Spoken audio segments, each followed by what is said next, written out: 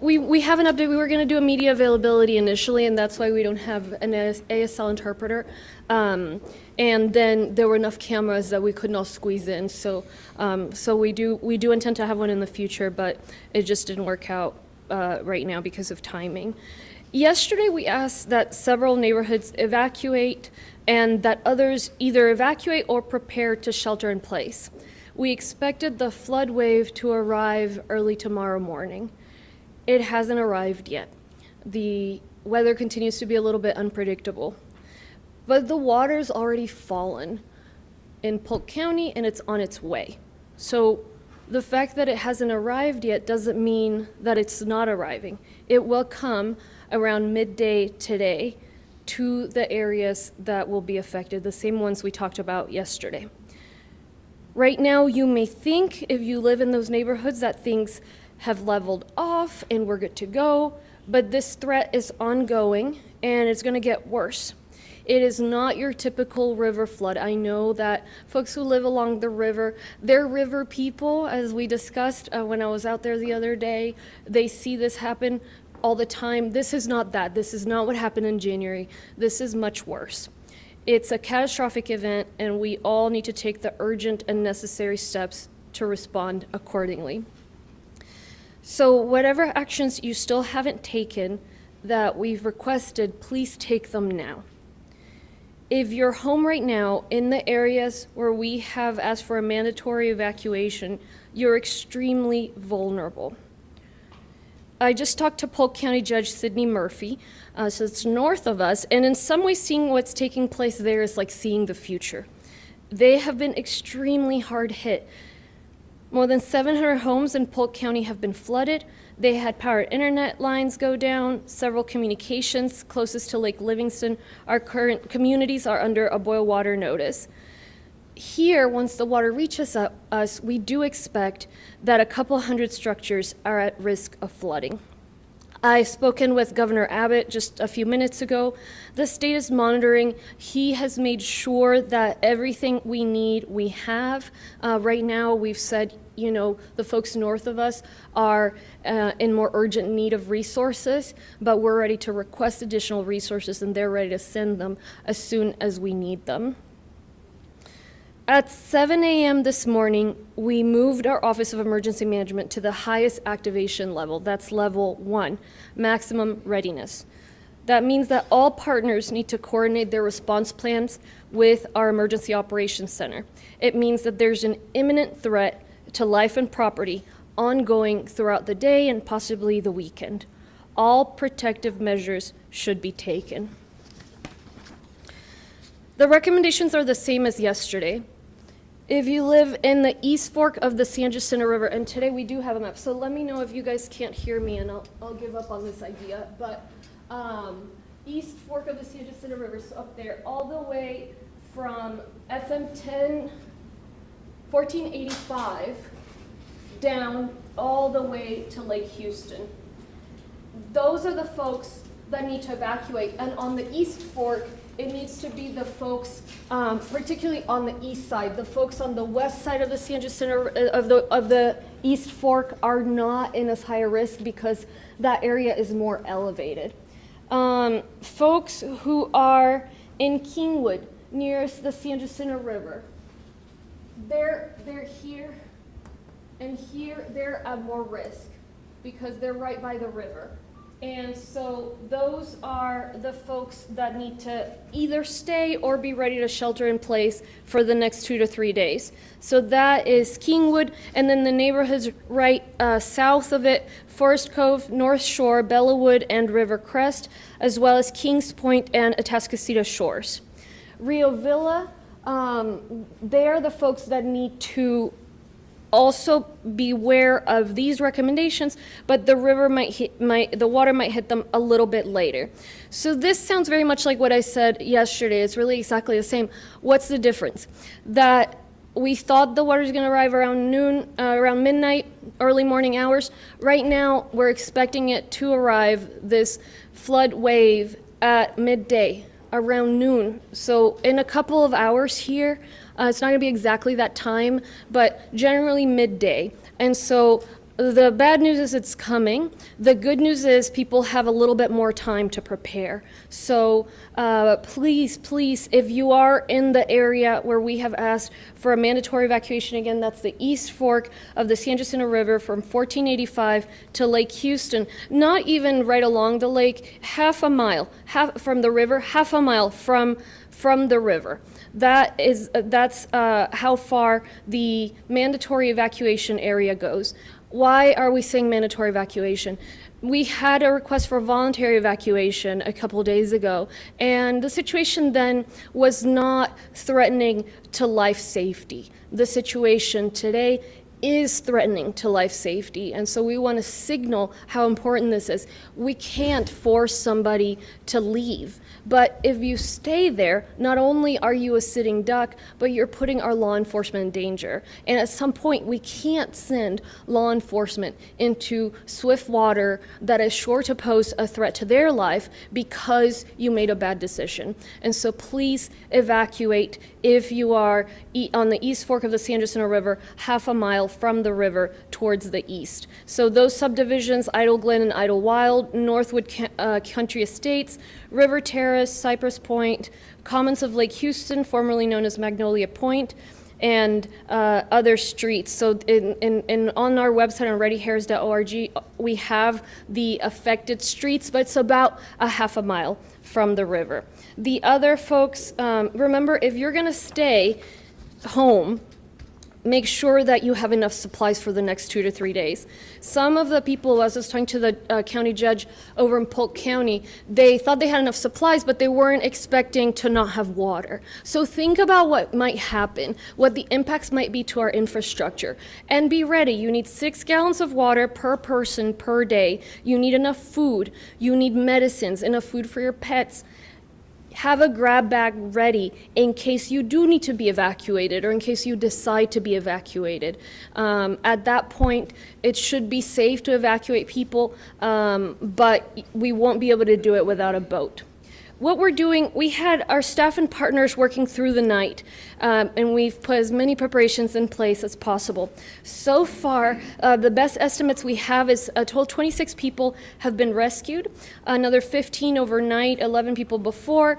We've rescued 30 pets, and so let me just thank first responders because the work is not done. A particular thank you to the folks with the Sheriff's Office water response team. So we did have an incident in Crosby ISD this morning where there was a bus carrying kids, and it seems they drove into high water and they had to be rescued. So that was the Sheriff's Office acting quickly. Fortunately, everyone was taken to safety. But this needs to serve as another reminder of the common fundamental principle to never, ever drive into high water, especially as this weather continues. There are some school districts, there's a couple are totally affected by this, like Huffman, for example. Crosby, okay, it's not all of the community is affected necessarily. So it makes sense that they would remain open, but there's still gonna be street flooding. And so even if your school district is open, even if you're trying to go about your day, please be mindful of the weather. And you know, this situation turned out well, but it's a lot of risk to put these kids in. I did speak to the superintendent. It's Superintendent Paula Patterson over there. We don't know the exact number of kids yet. She's gonna announce that as soon as she has it, and I think it's very responsible for her to not be making any guesses. In terms of the shelters, we did close the Leon Grayson Community Center, but we still have 3 still available. All of them take pets. That's Greenhouse International Church, 200 West Greens Road. That one can serve as a shelter also for people without power over in the northwest side of the county. That's about a 20-minute drive to Greenhouse International Church, Calvary Baptist Church, 816 North Blair Avenue, and Philippians New Faith Missionary Baptist Church, 7858 Angus Street. So these folks are all churches that always step up. So let me just thank them as well, along with our law enforcement. The last piece I want to address here is the Lake Conroe releases. So I know a lot of folks are concerned that the Lake Conroe releases are actually making flooding worse in the communities along the San Jacinto. But that water accounts only for about 20% of the water that gets there. And here's why. The watershed that Lake Conroe is in is actually quite small. The watersheds next to it, Little Cypress Creek watershed, Spring and Lake Creek watersheds, they're much larger. So there's much more water that is coming from there to the San Jacinto River. The San Jacinto River Authority controls the release of water from Lake Conroe, and it's statutorily required of them that they maintain a certain water level. Their dam is a source of water for the city of Houston. And so they have a gate that they have to raise. If the water gets too high, the water will come out below. If the water gets over the gate, it could damage the gate. And catastrophic damage of the gate obviously would be terrible for everybody south of that. So yesterday in the morning, they were taking into the lake about 140,000 cubic feet per second. That's about the size of a basketball. They were letting out at their peak about 70 cubic feet per second. They're holding back, according to our emergency team here. They're managing the pool very well. So I know it's frustrating, but just know that as best we can tell, they're managing this in the optimal way within the constraints that exist with the amount of rain falling and with the fact that they need to protect the integrity of those walls. So after these major impacts midday today, we hopefully will get another break, but we can't know the forecast for over the weekend. Because of the nature of this weather, we won't know much until about 6 hours ahead. So the story's not over. We'll do our best for the community in the days to come, but it'll take us all working together to get through this. And I have every confidence that, like always, we will get through this challenge and we will prevail and we will support the communities that have been affected. Let me repeat briefly in Spanish and then we'll take questions. And of course, Jeff Linder and Mark Sloan here are available to take questions as well. So, el día de ayer le pedimos que varios vecindarios evacuaran obligatoriamente y que otros evacuaran o se prepararan para quedar en lugar 2 a 3 días.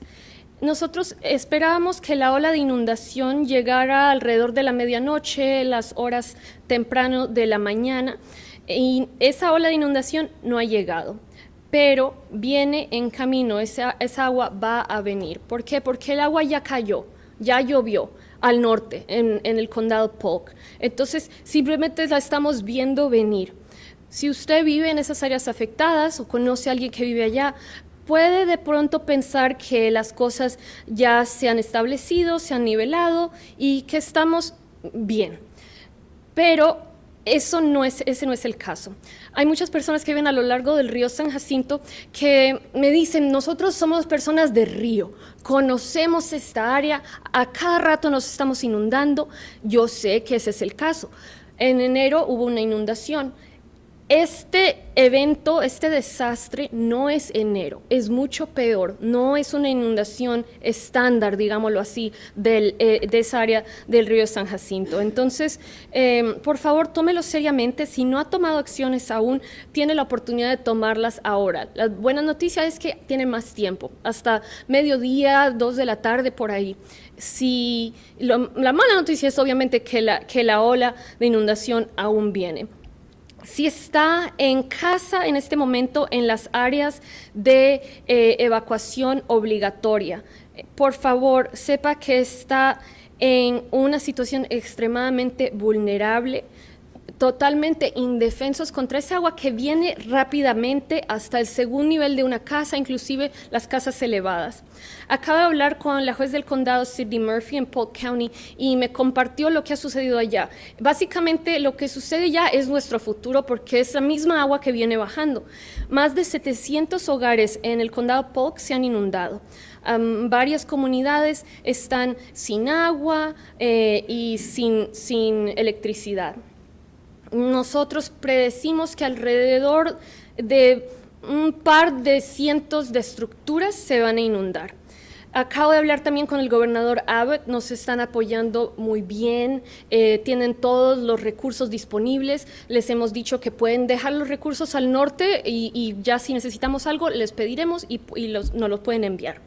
A las 7 de la mañana, hoy día aquí estuvimos y movimos el nivel de emergencia a nivel 1, ese es el nivel más alto. Significa que todos los socios deben coordinar sus planes de respuesta, que existe una amenaza inminente, que hay peligro a la vida y a la propiedad.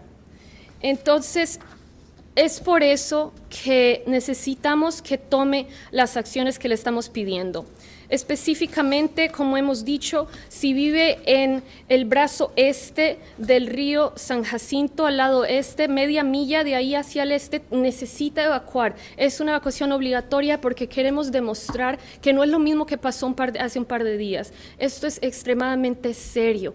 Y si usted se queda en casa y baja esa agua que además de ser muy profunda, viene muy rápido, llega un momento en el cual ni siquiera podemos enviar a los bomberos a que los rescate porque sería un problema de vida o muerte para ellos. Entonces, por favor, evacúe.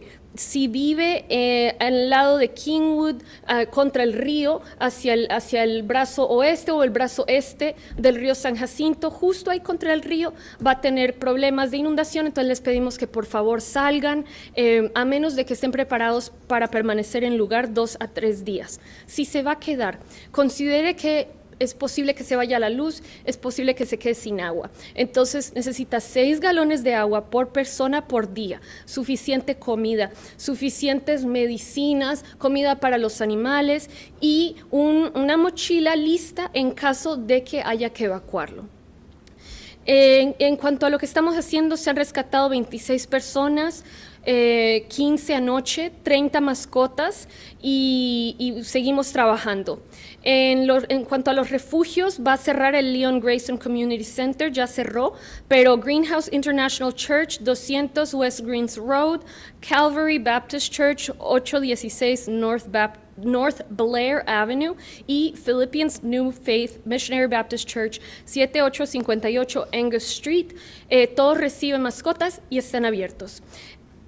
Todos vimos en las noticias el bus escolar en Crosby ISD, que lastimosamente decidieron manejar y conducir en aguas altas y tuvieron que ser rescatados. Hablé con la superintendente Paula Patterson, no sabe todavía el número exacto de niños, entonces en cuanto lo sepan lo van a comunicar, pero la lección acá es que hay que seguir ese principio común fundamental de nunca conducir en aguas altas. Está bien que el distrito escolar siga abierto, el distrito de Hoffman, por ejemplo, cerró, los que están justo ahí al lado del río, donde la mayoría de la comunidad se va a ver afectada. Si su distrito escolar sigue abierto, si necesita salir por necesidades, está bien, pero no lo haga con las aguas profundas, es muy peligroso. Y menos mal, los niños están bien, pero pudo haber sido una tragedia. Lo último es el lago Conroe. Sabemos que se está permitiendo salir agua del lago Conroe, entonces mucha gente le está echando la culpa a los líderes que manejan ese lago. Lo que quiero explicar es que al lago Conroe no llega todo el agua que está cayendo del norte a sur. La mayoría del agua, el 80% del agua, llega de otros sitios, más no del lago Conroe. Entonces, es parte del problema, pero solo una porción pequeña de un 20%. Y la autoridad del lago tiene que bajar el nivel del agua, tiene que permitir que el agua salga. Lo que hacen es levantar las puertas un poco, va saliendo agua, porque si el agua sobrepasa la parte de arriba de las puertas, puede dañar esa puerta, esa represa, y ahí sí estamos todos en problemas si sale toda esa agua del lago. Finalmente, espero que después de los impactos de hoy tengamos un descanso lo más seguro y de ahí en adelante realmente no sabemos. El clima está cambiando muy rápidamente, tal vez haya más lluvia este fin de semana, pero sé que estamos trabajando todos juntos. Aquí está repleto el centro de operaciones y vamos a poder manejar esta situación. Un último punto, los hospitales del nivel 1 son donde reciben las emergencias más grandes. Tenemos dos, Bentob y Memorial Hermann en nuestra región. Están llenos, están en rojo. Estuve viendo con la autoridad de hospitales. Entonces, si necesita otro incentivo para no quedarse en su hogar en la zona de evacuación obligatoria, piense en eso, que realmente no hay casi espacio para cuidados súper urgentes en los hospitales de la región. And the latest part I said there is that I want to make 2 points. First, Kingwood, just a reminder, it's not all of Kingwood that's under threat right now. It's just the parts of Kingwood along the river. So one part is against the East Fork of the San Jacinto River, and one part is against the West Fork of the San Jacinto River. And so the streets right along the river, that's where we might see structure flooding. We definitely will see street flooding, and we're asking for folks to leave unless they're prepared to shelter in place for a couple days. The other point is we were looking at the hospital numbers for our region. We have a level 1 trauma center at Memorial Hermann and at Bentob Hospital. That's where we can take the toughest emergencies. They're at red. They're very full right now. So if folks needed another incentive to evacuate where we have requested a mandatory evacuation, that's another one, is the highest level of acuity hospitals are pretty much the fullest they can be. So anyway, we'll take some questions, and thank you again. I know it's not an exact science, but what happened that the forecast for the bulge as a peak flood, what happened to change from midnight to noon? Let me let a meteorologist answer that. Yeah, you're exactly right. It's not an exact science. And so, routing water down through these watersheds can be difficult sometimes. Some of this water goes into storage. The drag of the vegetation and how the watershed responds can result in timing differences. So I like to be more general with stuff, midday, evening, morning, that type of thing. So the good news is this gives us a little more time. The point being, the water is still coming. It is going to get here. It is just outside the county line coming in. This is the first part of the rise of the water. And then we're still looking at peak sometime tomorrow afternoon into tomorrow evening on both the East Fork and the West Fork. The East Fork may be a little bit faster than that, but we want to hold that timing right now. The good news is we have not seen any significant changes in the height of those peaks. So we're still looking the same height that we've been expecting the whole time on the East Fork, roughly the same height on the West Fork. So I'm sorry. Mm-hmm, So go ahead. it's going to get bigger today and stay through tomorrow, or up this? So the water's going to rise, and as the water rises, it spreads out. So it inundates more land near the river. So it's going up in height and it's spreading out at the same time. And that is going to start happening within the next few hours and continue into tomorrow evening, where it hits that peak. So that's the maximum height, maximum extent. And then it's going to start going down. The water starts coming down, and that extent starts streaking back in toward the river. How long do you think it's going to last? We will continue to have impactful flooding on the San Jacinto River through the entire weekend and probably into Monday. The wild card to all of this on the recession part is if we see additional rainfall as we get into Saturday, Sunday, Monday. Right now, with what we are seeing, and I would not say the confidence is really high on the forecast, the weather forecast part of this, but what we are seeing, we feel confident that the water will begin to go down Sunday and get off of most of the roads and out of most of the structures Monday into Tuesday.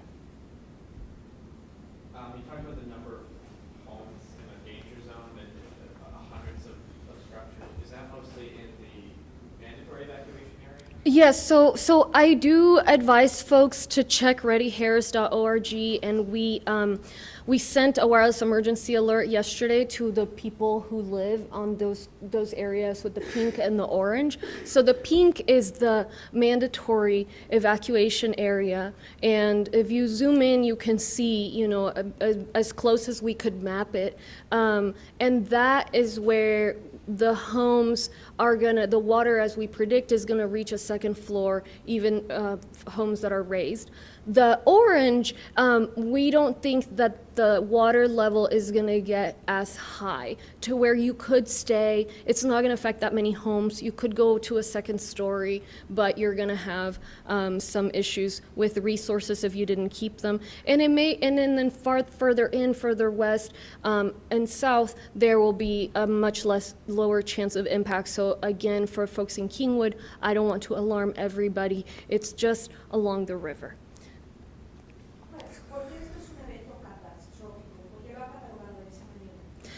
Bueno, en el área rosada arriba, en el mapa, se dan cuenta que hemos puesto ahí ese color con toda la matemática que estos científicos y meteorólogos tienen para ver hasta dónde va a llegar la inundación. Y esa inundación va a ser muy profunda. Entonces, les recomiendo visitar readyharris.org. Está ese visual. Y ayer, de hecho, enviamos una alerta a los celulares. Sé que la gente lo recibió, nuevamente recordándoles lo que va a suceder. Entonces, en esas áreas rosas, el agua va a ser tan alta y va a venir tan rápido que si se quedan es muy alta la probabilidad de una lesión o inclusive la muerte.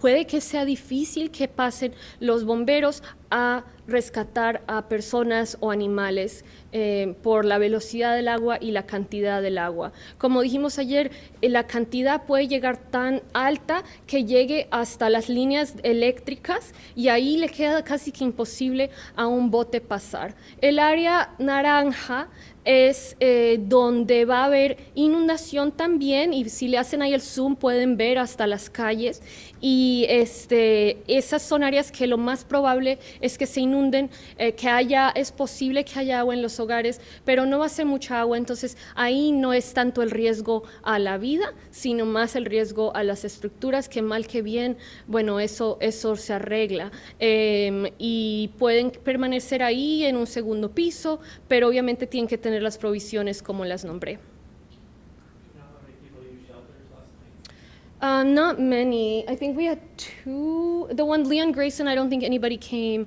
And then the other ones, it was, just a handful of people. And we do expect that as more folks need to be rescued, we might use them more, but it's a thing that is necessary. And, if people don't use them, great, but you don't want people to need them and then not have them. And the people that were rescued, is that mostly vehicle rescues, or is anybody rescued from a home so far? I don't know the answer to that.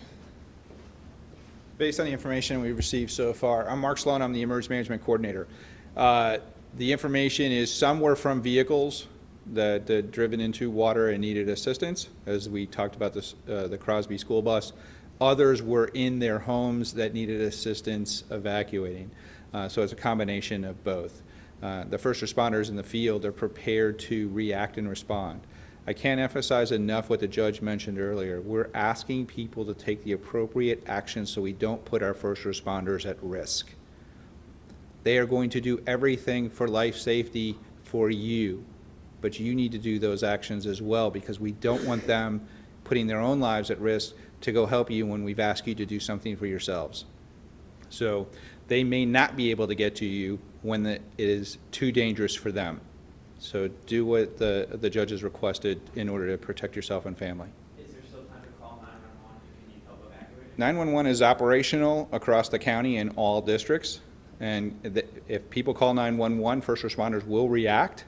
But if the crisis in the water is too high where they don't have the appropriate equipment or can take the appropriate safety measures for themselves, they may not be able to get you in a timely manner. And I want to remind folks, it's the depth of the water, obviously how much it stretches, but also the speed at which the water is coming. And so that's part of the danger and part of what people are going to be facing if they stay in those areas that need to evacuate. Can you talk about the health dangers of just being in the water itself? Yeah, we don't know what's in that water, right? And there's a lot of sediment, the water's coming fast, so we don't recommend that people get in the water. The other thing we're looking at is the water obviously eventually is gonna get to the ship channel, and so that means industry, that means bridges, and so we are working with industry, we're working with the pilots that pilot the ships to where if we have any major debris, we're controlling that as best we can so that there won't be large impacts. Lynchburg Ferry's been closed, it continues to be closed, and Washburn Tunnel is open. But there's certainly pretty significant impacts just given how far that river travels and eventually down to the ship channel. Do you know if those schools in that area have been canceled, particularly the crossing?